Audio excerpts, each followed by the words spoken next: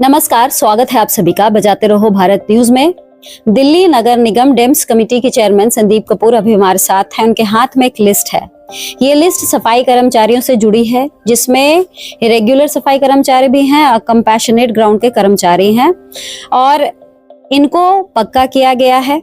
इसके बारे में हम संदीप जी से बात करते हैं। संदीप जी, सबसे पहले इसकी जानकारी दीजिए कि ये जो ऑर्डर है इसमें कितने कर्मचारी हैं और कितने जनरल हैं और कितने कंपैशनेट हैं। देखिए, ये जनरल ऑर्डर है पक्के होने का और ये 16 तारीख को हमने ये रिलीज किया है। और ये दो ऑर्डर्स हैं। एक तो जो जनरल है उसमें हमने 126 कर्मचारियों को पक्का किया और उसी में ही राम प्रसाद जी भी हैं जो कि इस 31 को रिटायर हो रहे थे। और इसके अलावा दूसरा जो ऑर्डर है उसमें डेली वेज ये जो कंपे सीजी के जो केसेस है ना करुणा मूलक, वो भी 20 ऐसे कर्मचारी हैं। और मैं ये बताना चाहूँगा उसमें भी एक कर्मचारी ऐसे है श्रीमती शशि जो कि जनवरी फर्स्ट वीक में रिटायर हो रही थी, तो उनको भी हमने फाइल ढूंढवा के प्रायोरिटी बेसिस पे किया। तो ये भी हमारे से जो है वो मिलने आई थी जो है हमारा जन सुनवाई में। तो ये दो ऑर्डर्स है, इसमें टोटल मिला के 140 कर्मचारियों को पक्का किया 16 तारीख को। तो अभी हमारी कोशिश है कि दिसंबर के अंदर एक ऑर्डर और हम रिलीज कर दें, क्योंकि हमने लगातार फाइलों के लिए रिमाइंडर्स हम जोन्स के अंदर दे रहे हैं। तो मुझे लगता है एक ऑर्डर हम और रिलीज कर देंगे जल्दी। संदीप जी, अभी तक लगभग 1400 के करीब आप बता रहे हैं कर्मचारी, जब से आप सीट पे बैठे हैं तब से लेके 1400 के लगभग कर्मचारियों को आपने पक्का किया है। एक शिकायत ये आ रही है कि जिन लोगों को आपने पक्का किया है उनके हाथ में ऑर्डर तो पकड़ाया जा रहा है, लेकिन आज तक वो पक्के ऑफिशियली नहीं हुए, क्योंकि पक्के होने की सैलरी नहीं मिल रही उनको।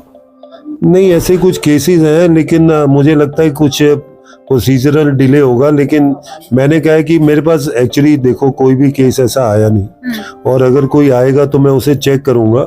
लेकिन ऐसे केसेस कुछ शादरा नॉर्थ जोन में है, वो हमारी नॉलेज में है, क्योंकि वहाँ वैकेंसीज जो थी वो है नहीं, तो उनके लिए हम वैकेंसीज भी क्रिएट करवा रहे हैं। और मैंने ये भी कहा है कि कोई भी कर्मचारी जब हम पक्का करते हैं वो एमसीडी में पक्का करते हैं, किसी जोन का कर्मचारी पक्का नहीं होता है, तो उसके आसपास के जोन में भी हम ट्रांसफर कर सकते हैं।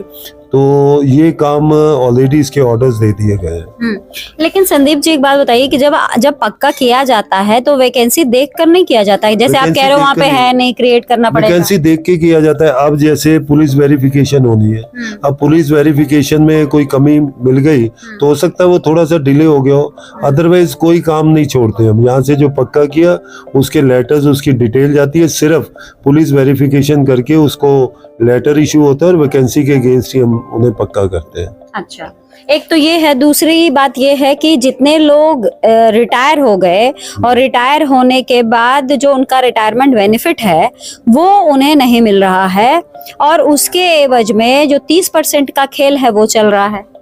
देखिए, पैसे की समस्या तो है कर्मचारियों के जो एरियाज के ऊपर, तो उसके लिए रास्ता निकालना है। अभी तक तो कोई रास्ता था ही नहीं, क्योंकि अभी तक जो सरकारें थी वो तो ये चाहती थी कि एमसीडी डिफंक्ट रहे, काम ना कर पाए, क्योंकि उनमें भारतीय जनता पार्टी का शासन था। पहले कांग्रेस रही दिल्ली सरकार में, उसके बाद आम आदमी पार्टी भी 10-11 साल रही। तो उन दोनों सरकारों का तो ये था कि एमसीडी काम ना कर पाए। तो अगर बहुत मजबूरी हो गई, उन्होंने कोई पैसा एक्स्ट्रा दिया तो उसको भी लोन के रूप में दिया, जैसे शीला दीक्षित जी के समय पे हुआ, तो वो लोन की तलवार भी हमारे पे लटक रही है। तो अब हमने इस बारे में राज्य सरकार से बातचीत की है, जल्दी इसका समाधान निकलेगा। तो हमने उनसे एक स्पेशल पैकेज की डिमांड की है कि जो एरियाज हैं हमारे कर्मचारियों के, वो उन्हें हम दे सकें।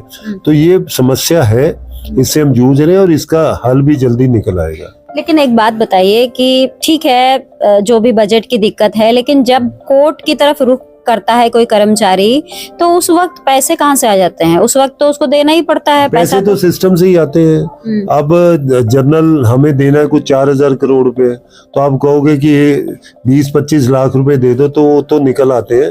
लेकिन क्या होता है कि कोर्ट की अपनी एक अहमियत है, उसकी अवमानना कोई करेगा नहीं। लेकिन इस रास्ते को लोग इस्तेमाल ना करें, सीधे ही उनके लिए हम काम करें। हम तो उस डायरेक्शन में चल रहे हैं।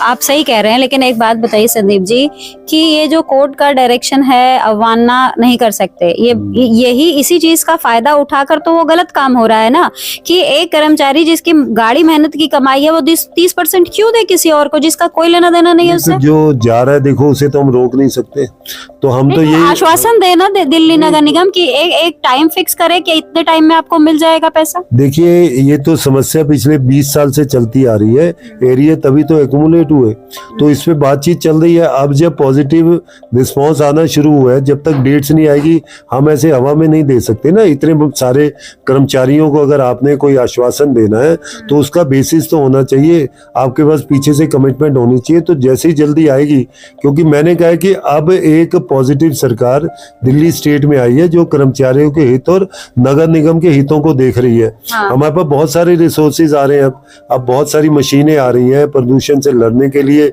लगातार हमें सपोर्ट मिल रही है। मुख्यमंत्री खुद आके बातचीत कर रही है, हमारे यहाँ के अधिकारियों को और हमारे यहाँ के नेताओं को बुलाया जा रहा है। तो एक पॉजिटिव हवा जब बह रही है तो इस पे भी एक पॉजिटिव रिजल्ट आने की बहुत नजदीक ही चांसेस है। लेकिन मैं बिना किसी ठोस कार्यवाही के मैं कोई अभी सबूत नहीं दे सकता, बिना किसी ठोस व्यवस्था के आप कुछ कह नहीं सकते।